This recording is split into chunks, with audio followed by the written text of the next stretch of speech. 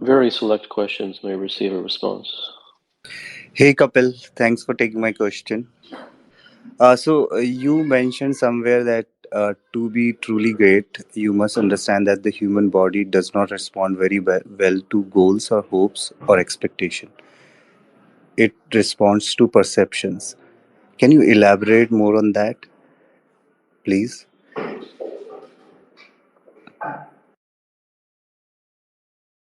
How's it going, Doctor? Big fan. Obviously, I usually come to these rooms. So my question is, I think it's really easy to sort of, get like riled up and create all this energy, if you're going after a goal, and maybe even trick yourself to believe, that it's the truth, that, this is sort of your calling. And I guess my question is, you know, should someone differentiate between that, or does it even matter? Why would you think it matters?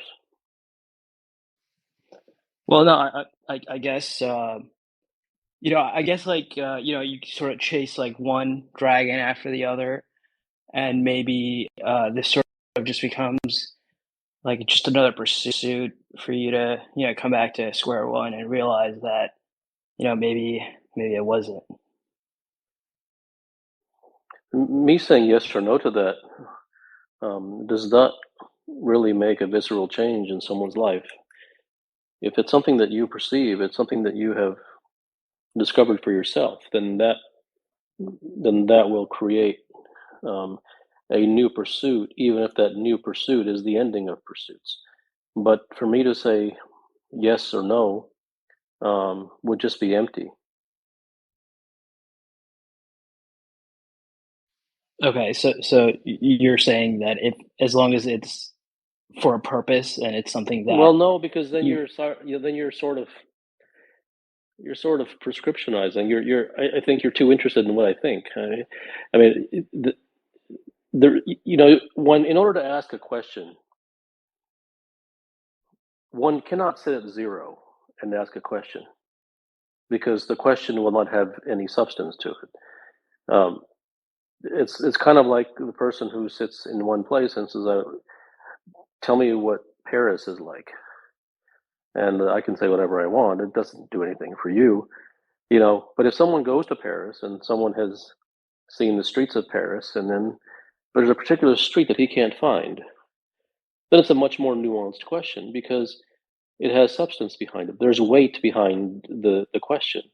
It isn't just put into my lap and then I give a decree as to yes or no. It's empty. It's a waste of my time. 'Cause I have no interest in saying yes or no, and it's a waste of yours because whatever I say will not.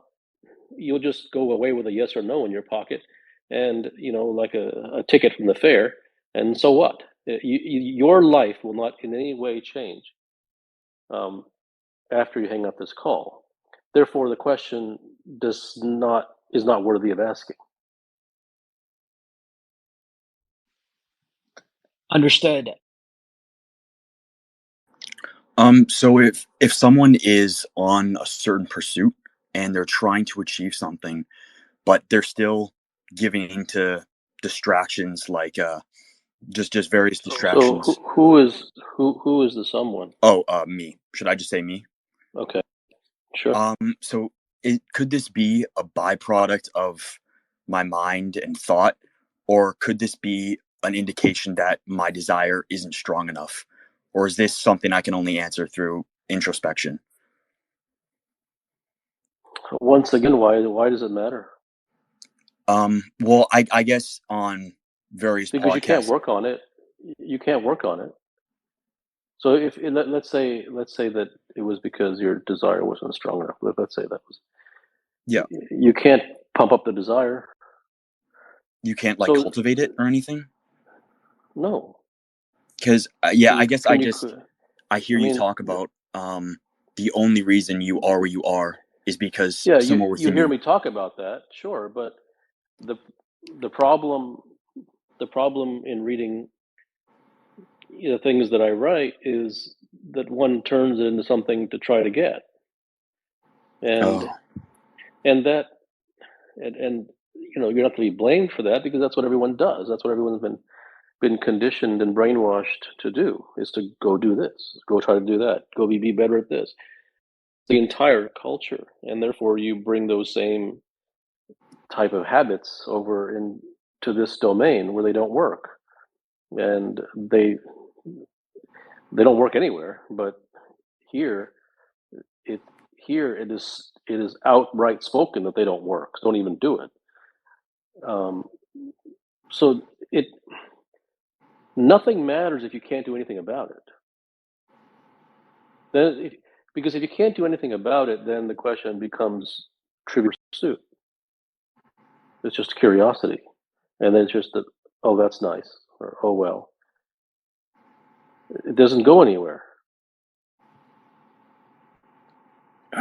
Okay, thank you. Just wanted to ask a question.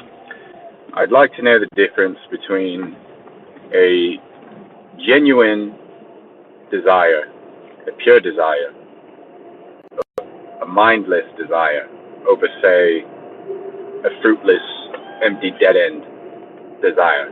One of those things that wanes after time.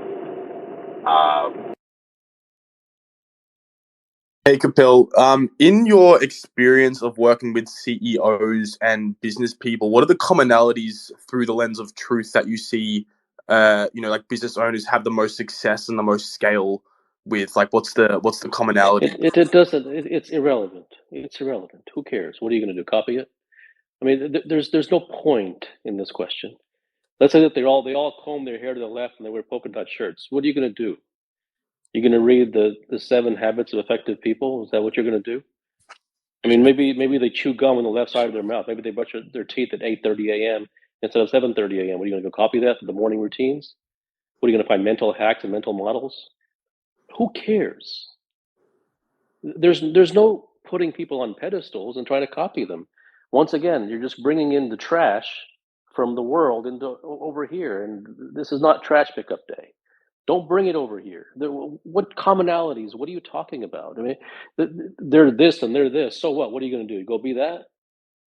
And if you do that, who will you be? By you copying somebody else, no matter how much you may look up to them or see how successful they are, so what? Then you're just a slave. You're just a mimic. There's no copying anybody. Whatever worked for somebody, it worked for them. It may work for you, it may not. But if you're going to look in the direction of other people, then what does that make your life? It's just more self-help. Really, it's lower than low. The self-help and the habits of effective people and the this and that and copy and mimic and all these success leaves clues, this garbage that you just picked up from the world in this motivational speaking, and it's, unless someone is willing to understand that everything that they've heard is trash, it isn't true, it's not real. If that was the case, then those people who bought, some famous person writes a biography and it sells, hundreds of thousands of copies, then you should see hundreds and thousands of successful people after having read that biography. But do you see even one? I mean, those things don't go. This all just, everything's just a tabloid. Everything you read is just a tabloid. What do you mean? What do you care? I understand. I understand that you're conditioned. I understand. Everyone is conditioned. I understand that. I don't blame you. But if you consider that, let's say that I was to say that A, B, and C, they all do this. I'm sure that you may actually get up and then go do that too. But if that was the case, once again, you have to, everyone's got a couple of neurons in their head. Everyone does.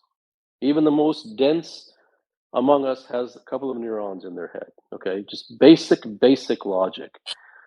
If one was to copy somebody else, then those who have read the thousands of articles about the habits of successful people and they read the biographies, and then they would have been successful because of that. by doing that, and quite frankly, then that's all. You would never even need to do anything. You would just do what they did, if that was the case. And then you would see 1 million Picassos, and you'd see 10 million Rembrandts, and it would just be a world of successful artists all over the show, and that's what you would have. That's what logic states, if that was the case. And if you will actually, by your own admission, should not have any problem to admit that that isn't the case, then what would be the point of asking what they do and what their habits are and all of this just fluff? It's all fluff. Burn your books. Don't read Silicon Valley people's recommendation of books. Don't wear togas and talk about stoicism. Burn your books, turn off your computer. Don't listen to the media. Don't read magazines. Don't look at the latest blogs. Don't read the latest hacks. You can if you wish, but they're not true. Once again, because I say no, because look at the evidence. If that was true, then those who read those things would get what the people that they read about got. And anyone with half an eyeball can see that that obviously isn't the case. And not that it should be the case or shouldn't be the case. It isn't the case. It's not good, it's not bad. It isn't unfortunate, it is unfortunate, but it isn't the case. Therefore, for whatever reason, if it isn't the case, why ever pursue that again? Do you think there's a reason behind this conditioning, or a motive behind the conditioning that we receive from society? Well, it's really all that's available. If there's no motive behind why a dog barks, and it isn't evil because it barks, and it's not good because it barks. It's the habit that it picked up somewhere along the way. It's DNA. And in the same way, if you look at society, the vast majority of people that you meet in society are not evil. Most people are very pleasant and want to help, and but society as a whole even isn't evil. But you have to look at what it's composed of. And when you see what it's composed of, then you don't look at things in terms of judgments. You look at things in terms of the only way they can be, because whatever a thing is composed of, that's the only thing it can give. And so society is composed of common people, the masses. Now, the masses weren't made, the human being wasn't made to be common, but he chose to be so, by way of conditioning, by way of brainwashing, and each person conditions the other. Now, unless a person has a DNA which moves against all that society purports, unless a person has a sensibility and a DNA which for whatever inexplicable reason, tends to run the other way, it is virtually impossible that he won't become conditioned. So wherever one lives, that's the conditioning he will get. And so the human being lives where? Well, he lives in a world of lies. What are the lies? Well, the books are lies. The magazine articles are lies. The blogs are lies. The stoicism and the togas and all these things are lies. They're all lies. And they're all lies not because there isn't some factual things in there, that are real. They're lies because the impetus behind them are lies. They are all force-fed. Everyone is told that if you practice X, Y, and Z, you'll get that. But even the ones who tell that aren't even getting that. So no one gets the thing from the X, Y, and the Z. And so it is all jargon. As a result, if someone is brought up, which everyone is obviously, in that environment, then that's the only thing he's been exposed to. So why would he not become conditioned? It wasn't his fault. It's no one's fault. Why would he not become conditioned? If you live in a world of lies and you subscribe to that world, then you have to be full of lies. The only way you wouldn't be is if you treated the world like the devil, and you hung crosses around your neck, and you ran the other way at every opportunity you had. Then there's a possibility that at least you could limit the conditioning. But aside from something radical like that, um, the conditioning is inevitable. Once again, there's nothing that I said is based upon belief. I mean, it's basic logic. Wherever you are, that's the conditioning that you're going to get. Follow-up question on the same. How do you get out of that conditioning? Isn't it be rebellious if you just start opposing everything what society have? Well, how did you get into the conditioning? We're just following what society. Did you have a strategy to get into it? Nope. Then why do you ask for a strategy to get out of it? I mean, Is there any merit in the statement that there are no stupid questions? It depends how you define stupid. How you yourself, since you're the one asking the question, it depends how you yourself define the word stupid, number one. Number two, it could be that this question is insincere. I'm not saying it is, but I'm saying it could be. And the reason that this could be an insincere question based upon outrage is because you believe that every question should be answered, and that everyone should get a turn, and everyone should get equal amount of time for the question asked, because there are no stupid questions. That could be what you're kind of getting at. It may not be a real question at all. It may be outrage dressed up as a question. Chase and truth seeking go hand in hand. Like I'm a I middle cannot. class. Your voice broke up. I couldn't hear you. Am I audible now? Go ahead. So my question is that can the pleasure chase and truth seeking go hand in hand? Like I'm a middle class man from India who is seeking money to stabilize life, but have is attracted to truth as well. Truth inspires me. So can both go? So, but why? Hang on. See, why do you separate money from truth in this particular example? So you need money unless you're willing to beg on the street, which is fine. But unless you're willing to do that, which it doesn't sound like you are, do you need money to survive?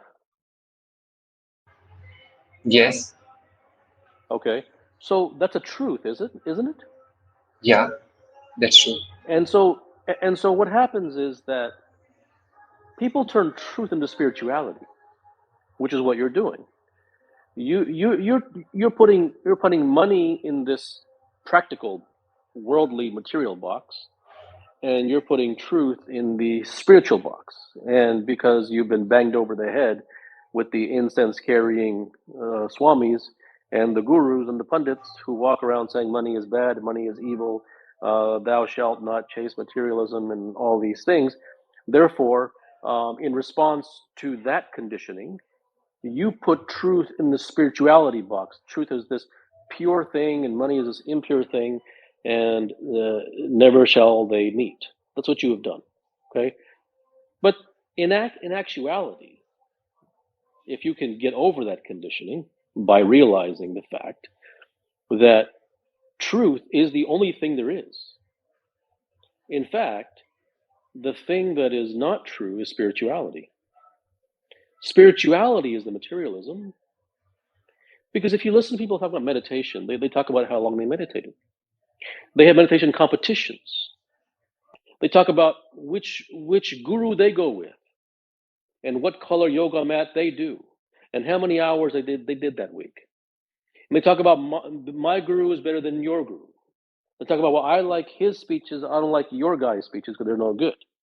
That's material. That is no different. In fact, that's even worse, because at least if someone says, my shirt is more expensive than your shirt, at least that is honest, because it is openly material.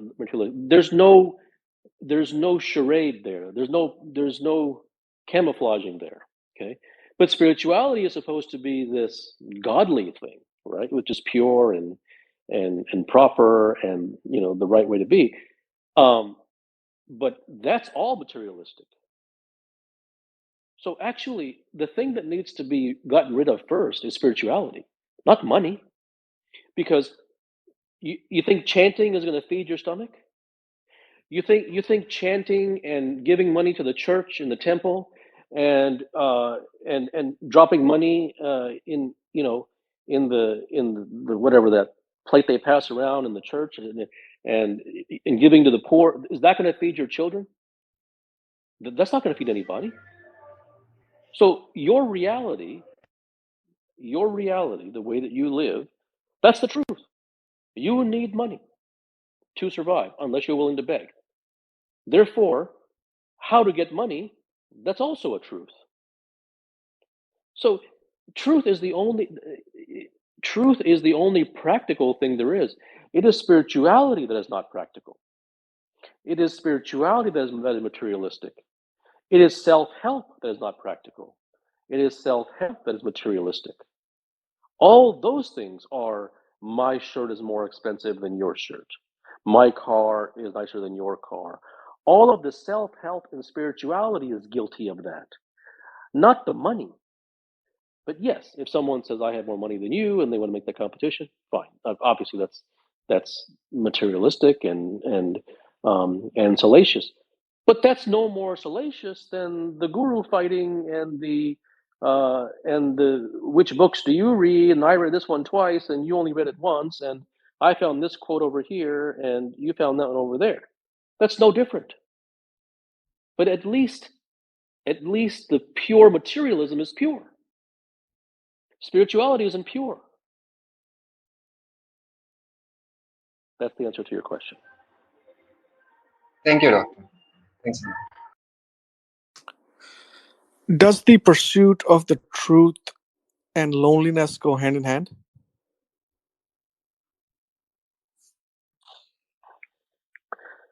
Well,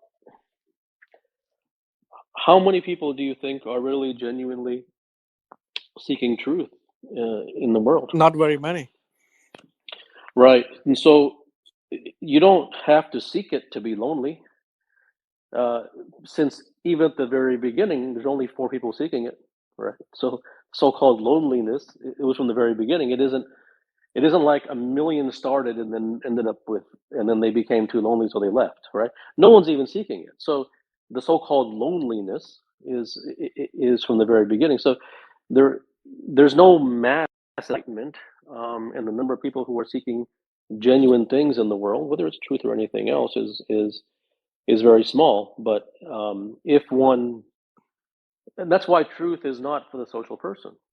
The person who's social can never seek truth. I mean, he can, but he'll never, because because the interest in being around others and having a support system and having others do it with him and this and that, that sensibility will never allow him to do whatever is necessary to get there, because he will always have the conditions that socialness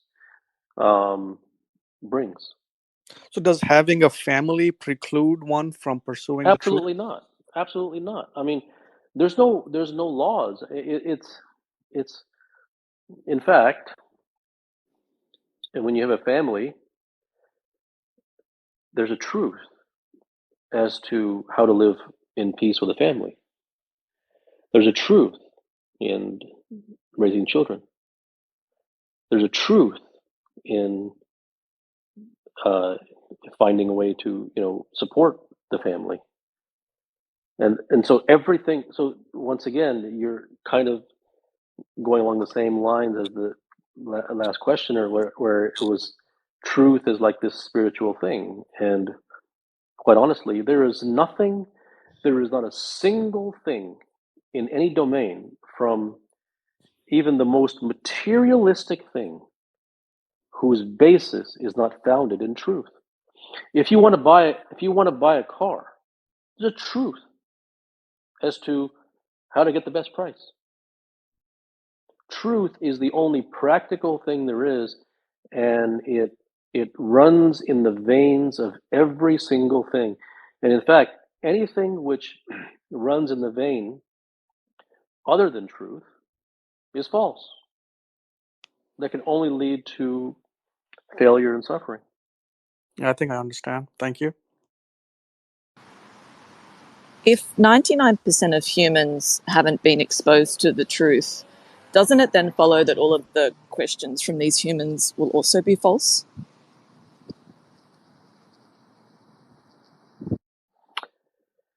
Do you mean the questions that are received here? I also mean here as well, yes.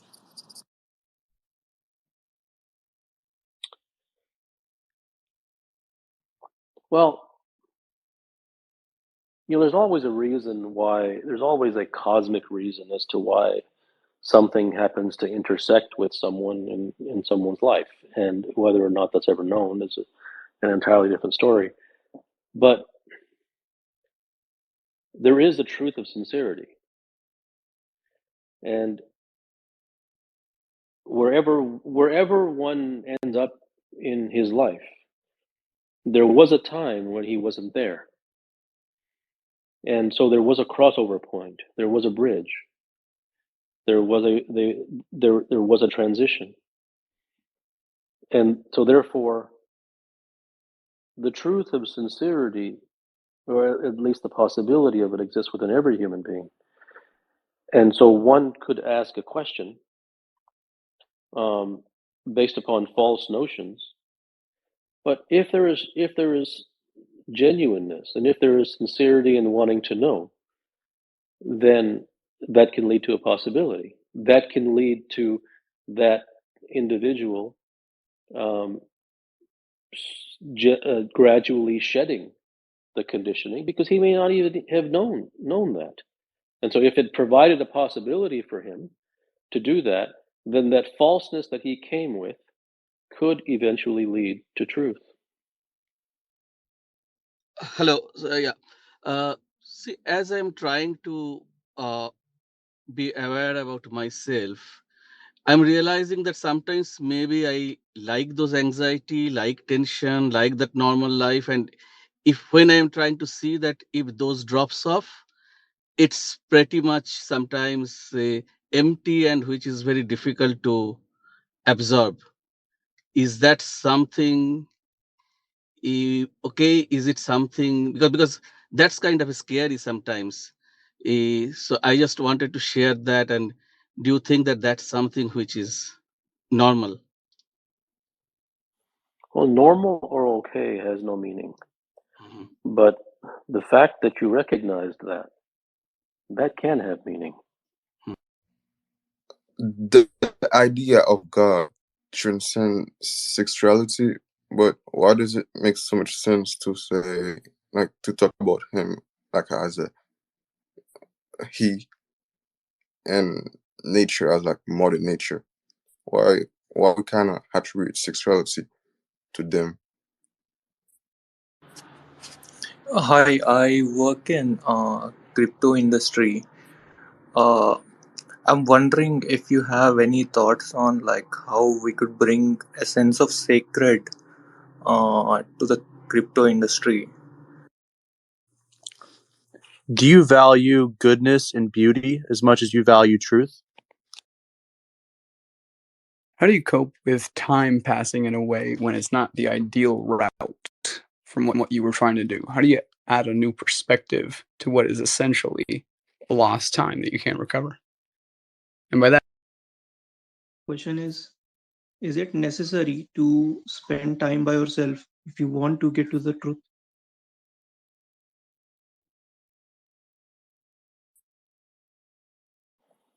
So, okay, let's say that you spend time by yourself.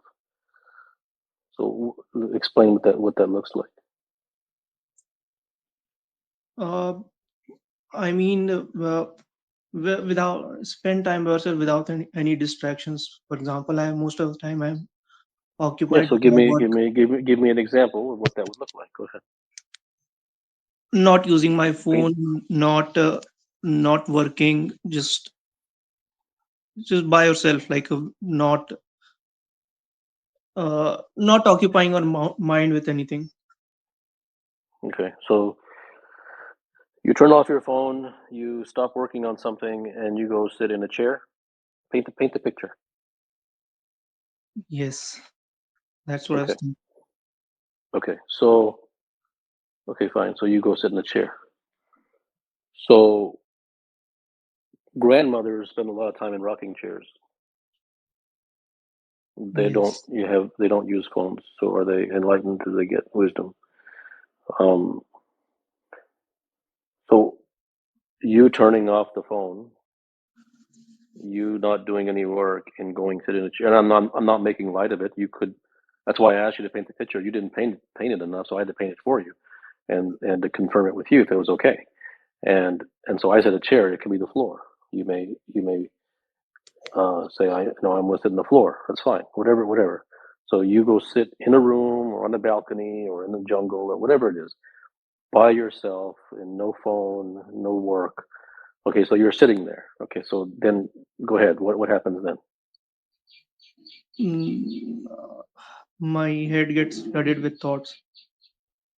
Okay, so you're gonna turn off the phone. You're gonna stop working. You're gonna go sit somewhere alone, and then the head gets flooded with thoughts. Okay, so then what? I get stuck in the cycle of thinking again. Okay, so then what is the point? So then why would you ask the question?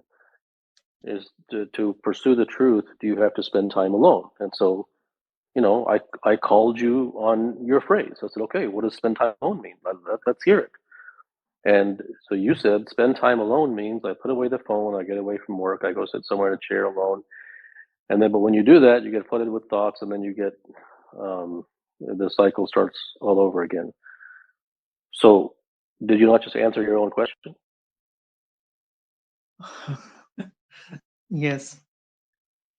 And really, the essence of that is, see, when you were born, you didn't have the spend time alone thing. Now, if you naturally did, then you did, but you picked that up from spirituality. Right. Yeah. You picked that up from the world, the self-help world. And the theme that will always be there until an individual is ready and willing to really get over it, is it'll always the superfluous, the disease of spirituality and self-help will always be there. No one ever speaks their own words. These are all learned behaviors. These are all learned languages. To sit alone and be by yourself and all that. These have been picked up somewhere. They're not natural. They have been injected inside you by spirituality and self-help. And as we have very logically, with no belief, no opinion, no faith, no jumping on a limb, no leaps of faith, we went step by step as to what that very recommendation in spirituality books, where that would lead you. And we made it even personal to you to make it relevant. And you saw for yourself, without believing me, that wouldn't do anything. And therefore, Yes. the essence of that is not to not go spend time alone. Not that that's bad. It is that picking things up from spirituality and self-help and lending an ear to that realm and continuing to subscribe to society and the world and its anemic messages, that will only lead to more nonsensical behaviors and a waste of your years. We all only have a finite number of. Do you think it requires certain amount of Machiavellian, like manipulative effort to maintain a relationship, but it also is very being untrue to yourself? So go ahead and explain that. So in a relationship, it's well known that whoever cares less about the partner who cares less has the upper hand. And when you get to know that, um, as the partner, you become more happier than the other one. That's the observation. I don't know if most people agree with that. And there are a lot of things with similar kind of things. Yeah. So when you say it makes you happier, does that happiness last?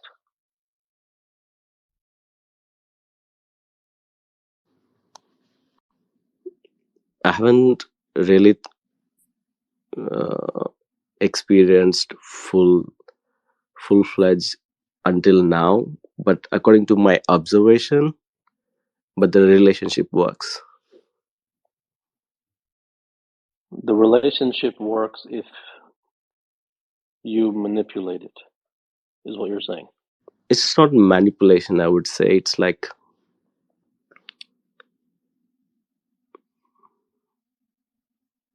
polarity. um the one There isn't. No, there's. It's a sincere question. It's a sincere question, and if anything, this question at the very least flies in the face of the nice flowery bumper sticker crap that's out there about relationships. So at the very least, it does that, and that's a meaningful realization. But perhaps the greater question is: does an individual find happiness through the relationship?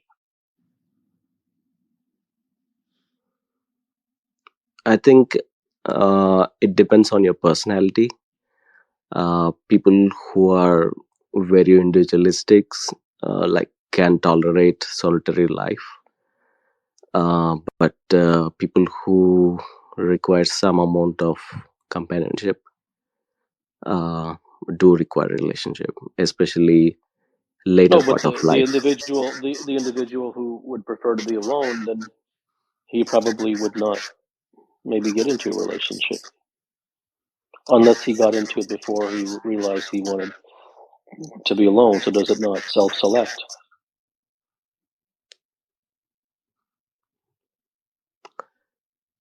Yeah, but that is idealistically, but there is also societal pressures. Some people get into relationships. Sure, yes there is. Yeah. And so your question speaks to the fact that bumper stickers are nonsense and that things are far more dirty and grainy than the cleanliness that society wishes you to believe.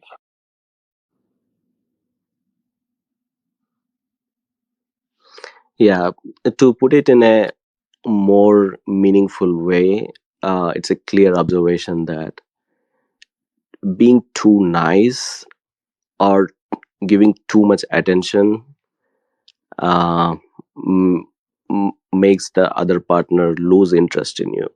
I don't know if you agree with that. No, there's validity to that, but the deeper aspect of that is whenever there's two anything, it leads to something. Now, whenever there's two anything, it leads to something, and that thing, even though it leads to something, so-called good for the individual at that time, it could also lead to something so-called bad for him down the line. Yeah, that's what is my question basically. Like, there's a like contrary, like two opposite like outcomes when you are not really true in the relationship, but you make it work by dealing it in a certain way. The relationship works, but it may not be like it comes with a cost that you're not being true to yourself.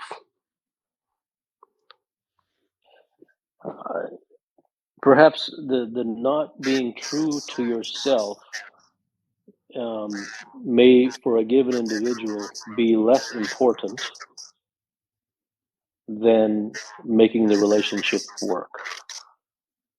And for another individual, the being true to yourself may be more important than making the relationship work. And so therefore, that once again leads to what someone's really looking for, as opposed to looking at it from the standpoint of what is correct.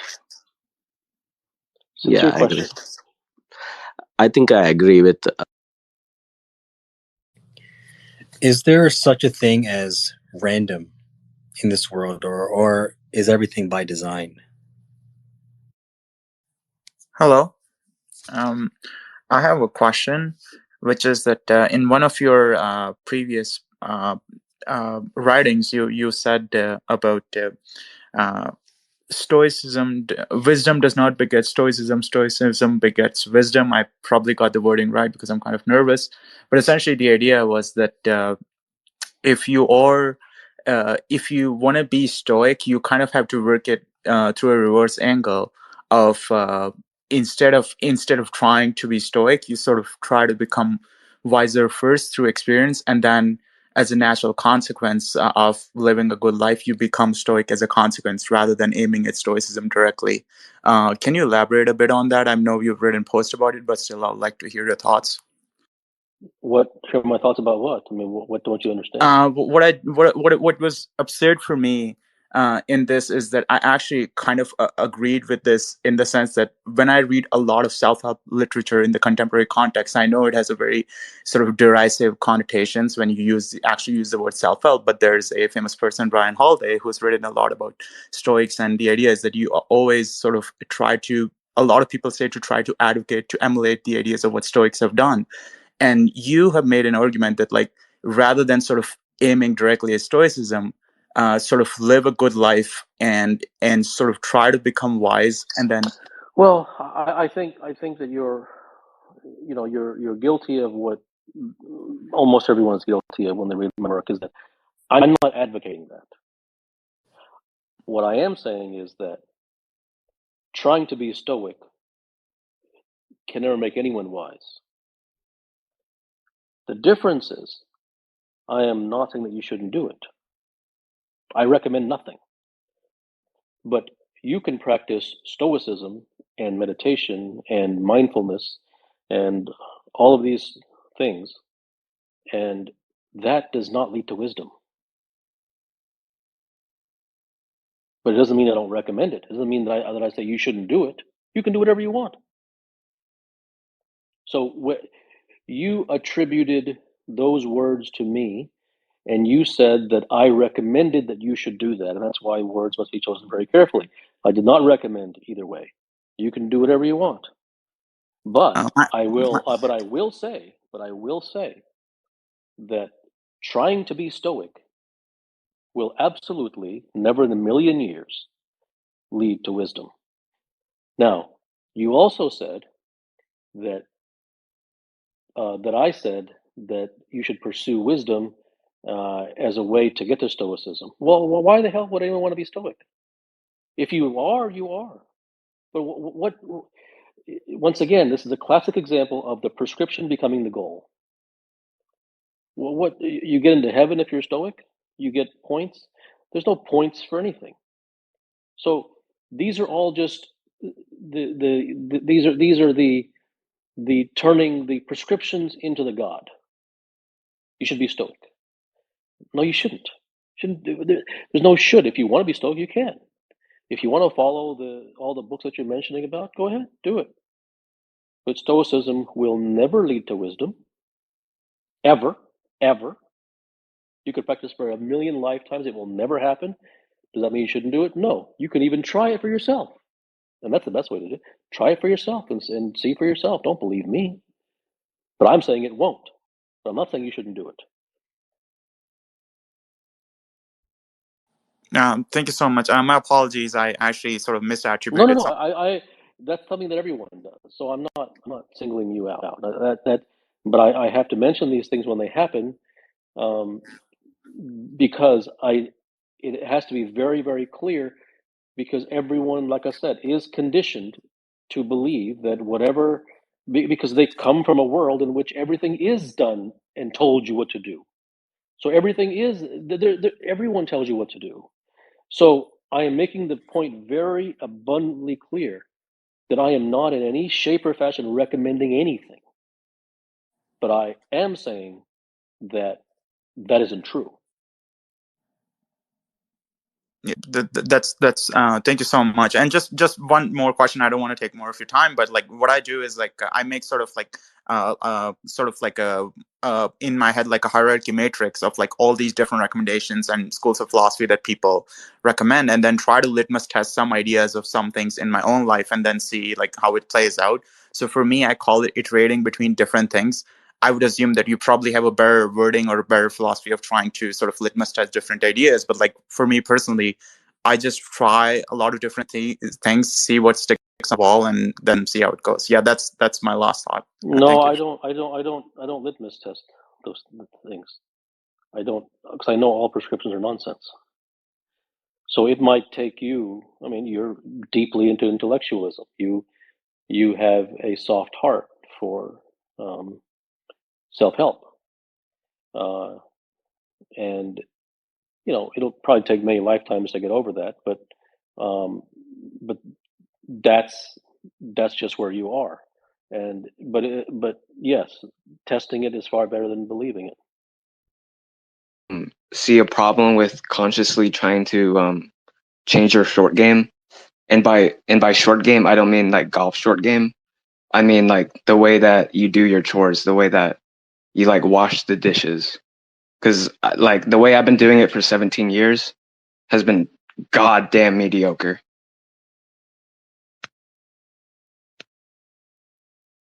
Hey Kapil, does all prescriptions come from the mind? Hello, Kapil. I wanted to ask about the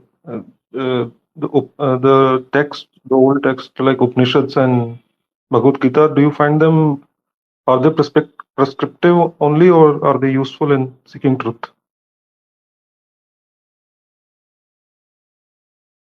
I've written about that somewhere. You may want to. I think it's on the website. You may want to look it up there, because it's quite it's a little bit involved. Okay. Your voice, I cannot hear you clearly. I guess this should be better. I have imbibed so much conditioning and did everything according to what my conditioning said, and it hasn't gotten me anywhere. So at this point of time, I'm like, why should I even trust my decisions? And if I don't trust my decisions, like, how do I even navigate? So, is there any reason that a person could even trust their own decisions now that they know that it is only conditioning in the mind that is set? No, your mistrust is well founded. I'm sorry, what? Hello. Hi, Kapil. Is there something you can do as a parent to nudge your child towards the pursuit of truth?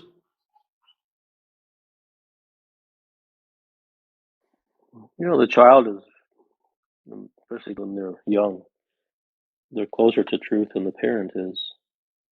So actually, it's the other way around. Thank you for letting me speak. I just want to tell that something that pains me a lot is to see people exploiting other people in the name of caste, religion, race, sexuality, and stuff. And I want to do something about it. Like it really hurts me.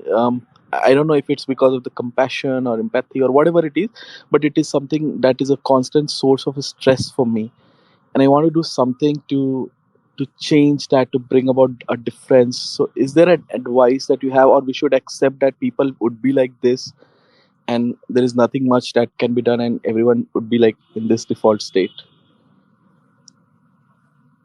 No, there's no should. If that's how you feel, then that's how you feel. And if you wish to do something about it, you may. Writings and my observation of people around me, I can clearly see that societies devolve, and the music and the movies that are made are of lower and lower quality, and just bad profanity and noise and so on.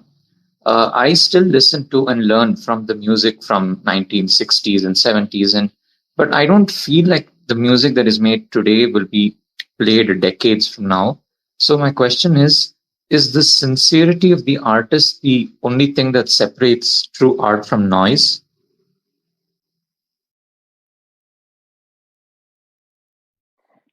I mean, it doesn't matter how long something is going to be around. If it's around for a long time, it's around for a long time. But that isn't really the judgment. I mean, there's no real judgment about it. If one is sincere when they produce what they are, if they are not, then they're not. But there's no flag waving or gold medal for someone being sincere either. Right. If one wishes to produce art, then they produce art, and if they don't, then they don't. Right. Is it possible to live without any sort of value system other than just the basic physical needs that a human being needs to live? Anything's possible. There's no impossible. Anything's possible. Thank you. So my question is, how does one know if that want is pure or not? Can the want originate from something that is imp? My question is, how do we handle and manage entropy in a world of complete disorder in order to reach, perfection and happiness? There's no handle. There's no how. There's no manage. There's no happiness. Knowing something intellectually is not enough. Knowing what stands in the way of knowing something by heart, is it only experience or what else? One of the things that stands in the way is the value that one places upon the intellect. So for the intellectual, knowing something intellectually is knowing it viscerally in his own mind. It isn't really, but because for the intellectual, the person who values the intellect greatly, then the intellect is everything. So that value that he places upon it, that helps to determine and what blockages stand in the way from knowing it viscerally. Hello, Kapil. I run a small group of individuals here in my local hometown, and basically one of the things that they've asked me to do is have a mentorship program, and I didn't know how to go about doing this. So I called it Light Club. And the one thing that I've been trying to preach is that a lot of people are human doings. They're humans that are trying to do things. How do I do this? How do I do that? I've read all your books that you've released publicly. And one of the messages that I imbibed from it was you need to be a human being and just be. And once you become who you are at the most intrinsic level, that things happen naturally. You're doing what you're supposed to be doing. Things come to you naturally, and you don't have any sort of expectations, desires, goals. None, like in my life personally, friends So what's your around. question? My question is, as far as a human being versus a human doing, is that a concept or an insight that you would agree with, that you should just be instead of trying to do something? And is that one of the core messages behind a lot of your books, like direct truth and things like that? I don't recommend being either. Namaste, Dr. Gupta. It's an honor to speak to you. Is there such a thing as,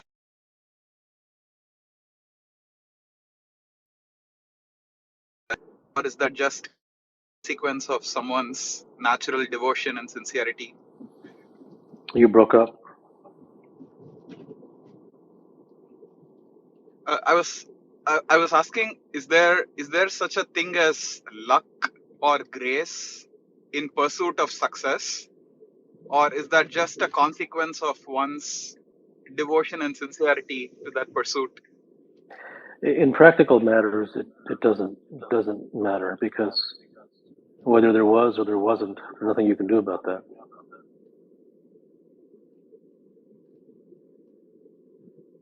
Right. I have a hard time conceptualizing truth, and I guess this is by design because people fall into semantic traps. But I see that things like ego and ideology and kind of concepts and intellectualizing get in the way. So is coming upon truth more about the removal of what stands in the way, or is it more like gaining something in the process? It could be either, but that's why I say truth is the devotion to truth. Thank you. Hello, Doc. Thanks for having me up here again. So I just want to probe an idea that I feel like is, probably the most provocative, which is the idea of DNA. Now, I mean, two practical, responses could be, well, DNA, I'll show you DNA, and the second one being, well, I'll just take my ball and go home now.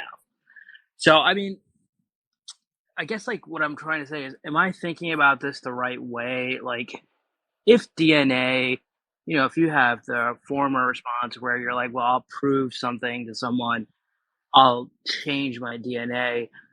I mean, is it supposed to elicit a response? And if it is that, some DNA has nothing to do with them, nothing to do with anyone else. There's no comparison here. DNA is one's deep-seated sensibilities. So does that mean you're sort of, doomed in a way if like you're just not?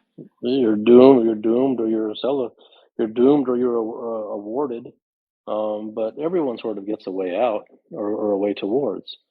So if someone's DNA is to be social, but at some point they see the superfluousness of that, then they also had the DNA of getting over that. But I would say that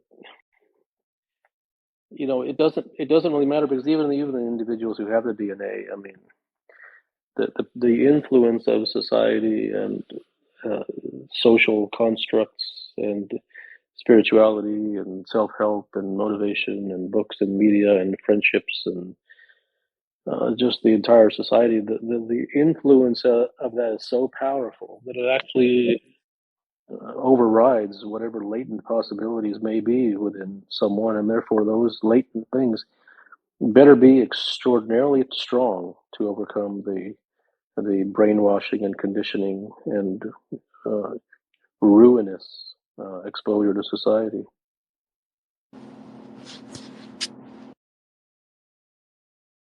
It's Om Pandey. My question is, recently I am been suffering from a heartache, and I don't know. Sorry, I don't know where I'm going with it. Does it make sense to me to live this type of things which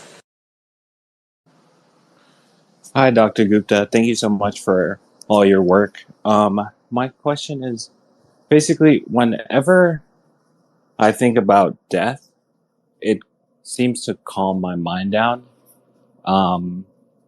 Sometimes it even produces urgency and makes things. Hello, everyone. My name is Martha. I have a question.